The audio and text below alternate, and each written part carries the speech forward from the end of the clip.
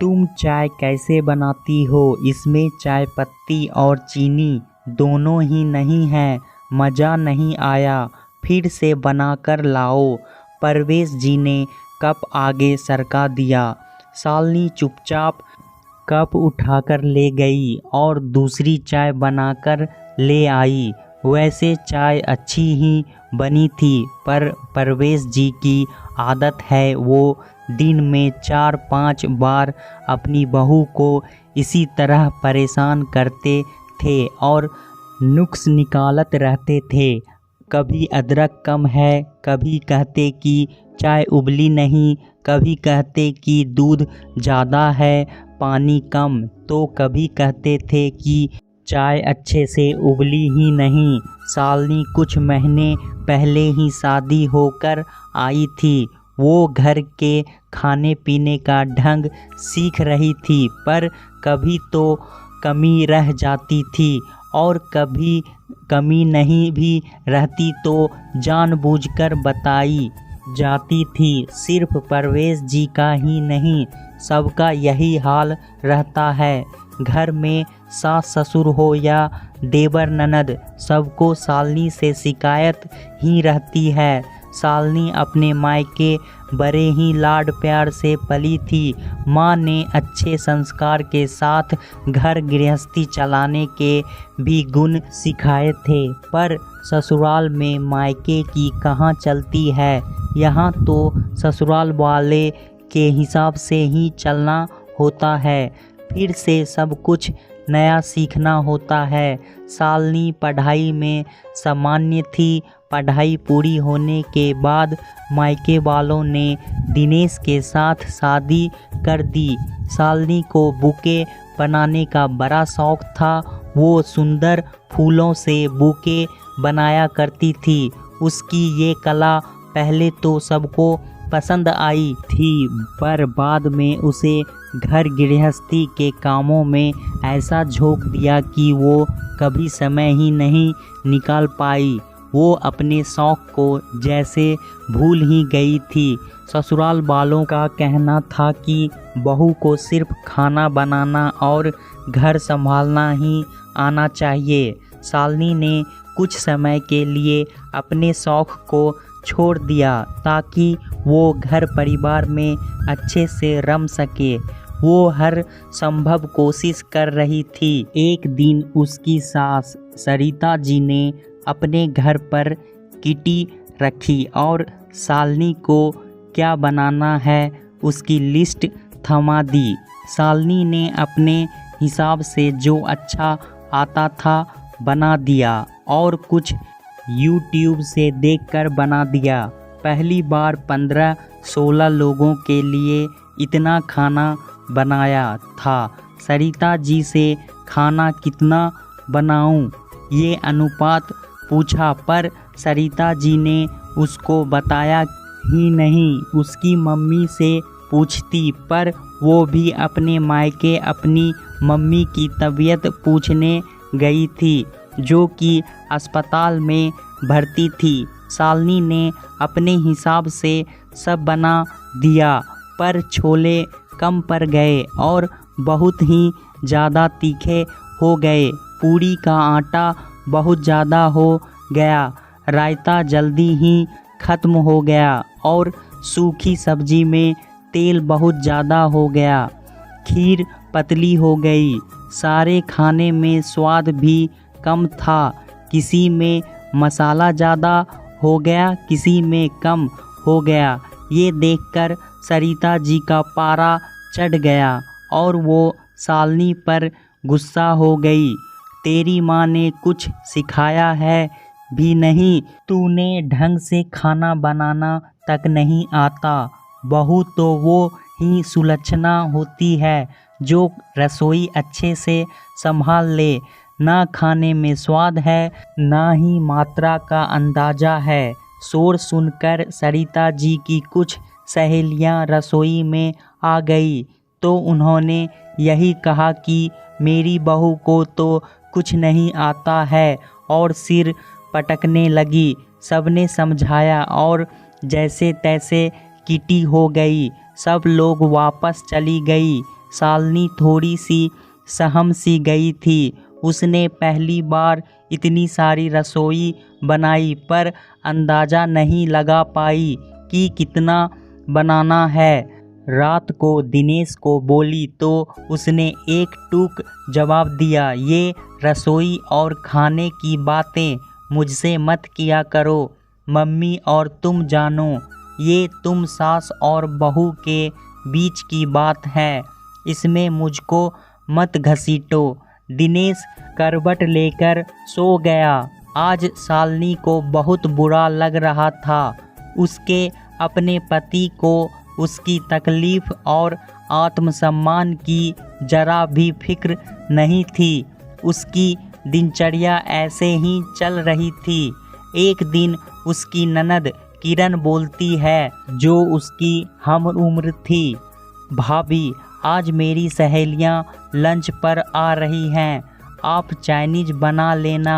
लेकिन मुझे चाइनीज उतना अच्छा बनाना नहीं आता है, शालिनी ने तुरंत कहा।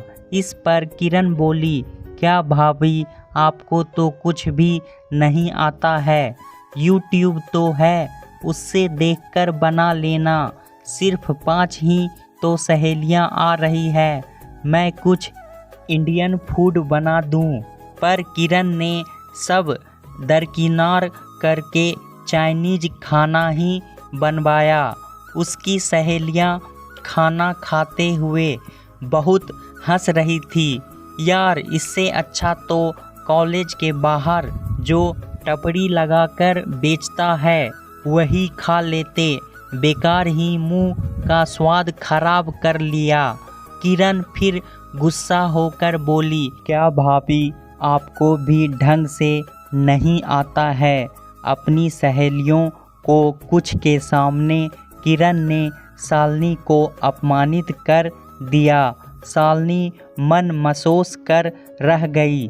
ये क्या ज़रूरी है कि हर चीज़ बनानी ही आए? बहू हूँ तो क्या हुआ, मशीन थोड़ी हूँ, जो कहो वो हाजिर कर दूँ। फिर अभी शादी हुई है, इतना रसोई का काम किया ही नहीं तो एकदम से कैसे आएगा? पर किससे कहती, इसलिए चुप हो गई। शालिनी को सब काम आता था, लेकिन उसने पढ़ाई के कारण काम इतना किया नहीं था और आदत भी नहीं थी। अब सासू माँ को तो सालों की गृहस्थी का अनुभव था, पर उसकी शादी को तो कुछ ही महीने हुए हैं, तो वो कैसे सबकी अपेक्षाओं पर खरी उतरती। दिनेश तो उसके दिल का हाल जरा भी नहीं सुनता था। वो घर से ऑफिस और ऑफिस से घर ही जाता था। वो शालिनी की भावनाओं को जरा भी नहीं समझता था। शालिनी ने दिनेश से कहा कि वो बुके का काम फिर से शुरू करना चाहती है। उसे फूलों और प्राकृतिक से बहुत प्यार है। फूलों की खुशबू और फूलों के रंग उसे अपनी तरफ खींचते हैं। वो ज़्यादा दिनों तक अपने शौक़ से दूर नहीं रह पाएगी। उसे लोगों को बुके बनाकर देना बहुत पसंद है। दिन में कुछ घंटे वो अपने लिए निकालना चाहती है, पर दिनेश ने मना कर दिया। बुके बनाने के अलावा तुम्हें और कुछ भी आता है या नहीं? मैं अच्छा कमा रहा हूँ, मुझे तुम्हारे पैसों की ज़रूरत नहीं है।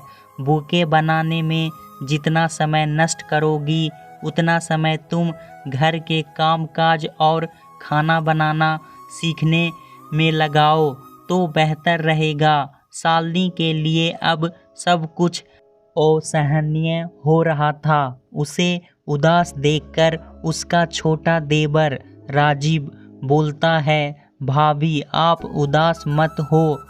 ओ मेरा एक काम कर दोगी क्या? कल मुझे ऑफिस से आने में देर हो जाएगी तो आप ये पार्सल मेरे दोस्त को देकर आ जाओगी। कल उसका बर्थडे है और मैं उसे सरप्राइज देना चाहता हूँ। किरण परीक्षाओं में व्यस्त है, भैया को कह नहीं सकता और उसका घर अलग रास्ते में पड़ता है। मैं उठता भी देरी से हूँ तो मैं जा नहीं पाऊँगा। आप ये स्कूटी की चाबी ले जाना, मैं आपको घर का पता भी दे दूँगा।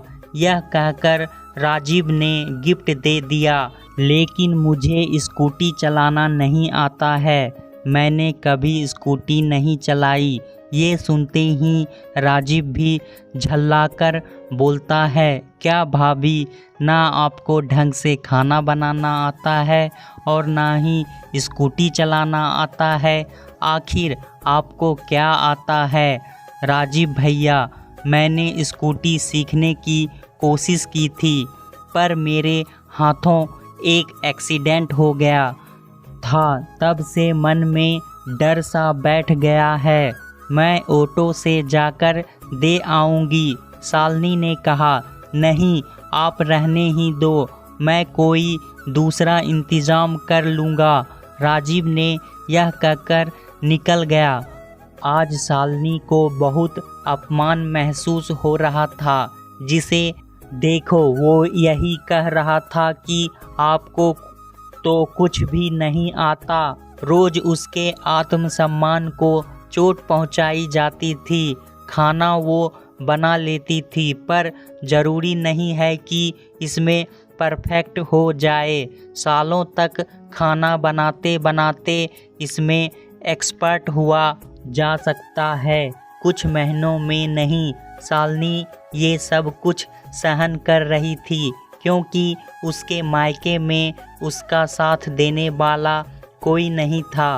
वो 4 बहनें थीं और बेटी को वो लोग बोझ मानते थे। उससे छोटी 3 बहनों की अभी शादी करनी बाकी थी। वो अपना दुख अपने मायके में नहीं बता सकती थी, पर इस तरह से रोज़ अपमान भी तो नहीं सहा जा रहा था। सास ससुर देवर ननद पति सभी उसका अपमान करते रहते थे, उसे ताने देते रहते थे। उसका बुके बनाने का और पॉट में पौधे सजाने का हुनर तो कहीं जंग खा रहा था। उसने एक दिन हिम्मत जुटाई और पति से कहा कि उसे बुके का काम शुरू करना है, अपने हुनर को चमकाना है, नहीं तो गृहस्थी कहीं खो जाएगा। उसने बहुत जिद की, ठीक है, जो भी करना है घर से कर लो, कहीं आने जाने की ज़रूरत नहीं है।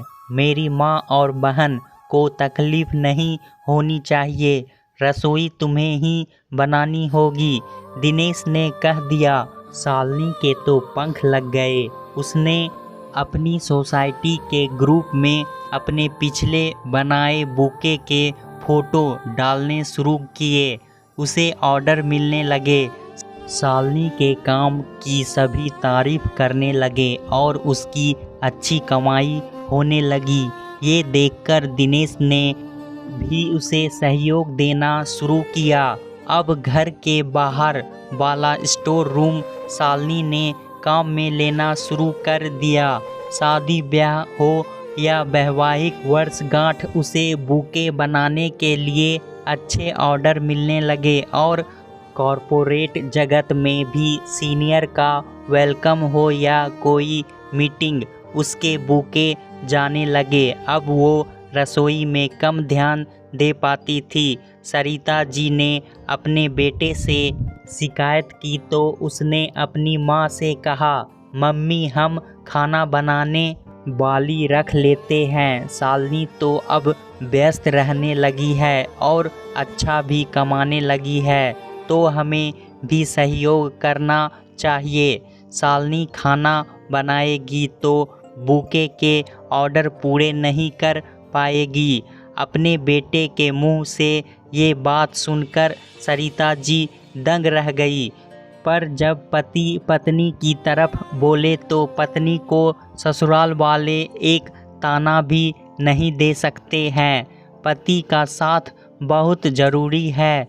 अब शालिनी का आत्मविश्वास और भी बढ़ने लगा था।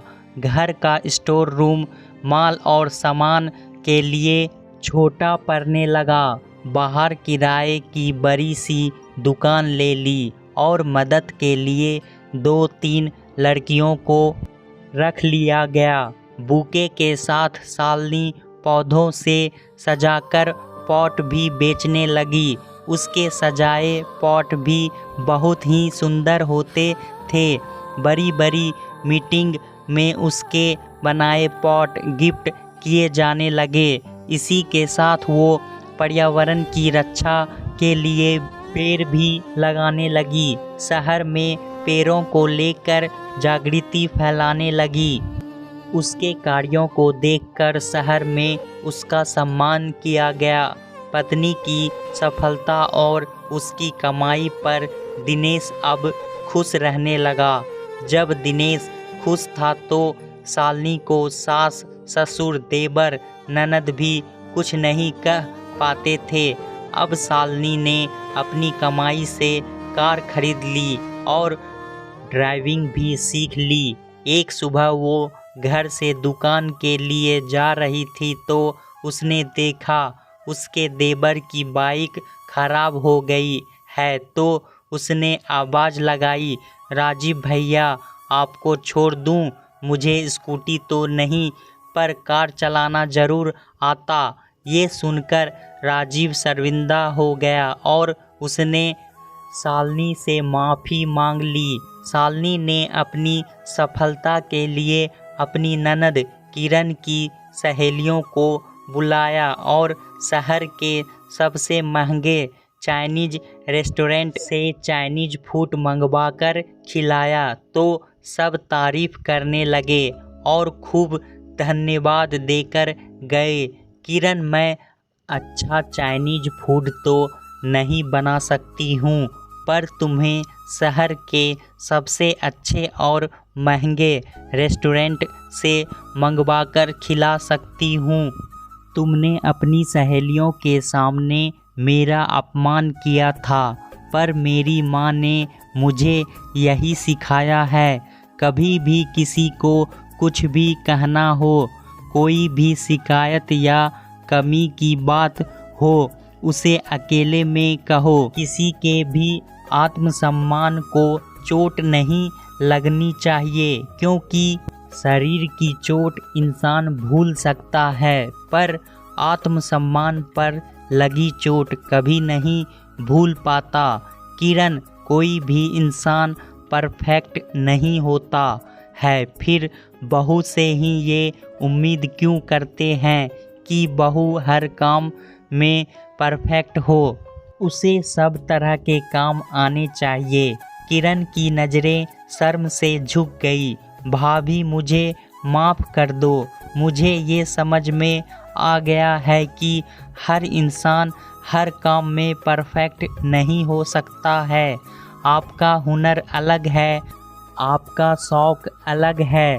आपको मौका दिया गया तो आपने उसमें ही परचम लहरा दिया। आज आप शहर की सबसे अच्छी बुके बनाने वाली हो गई हो। शालिनी की सफलता से अब सास ससुर भी खुश रहने लगे थे।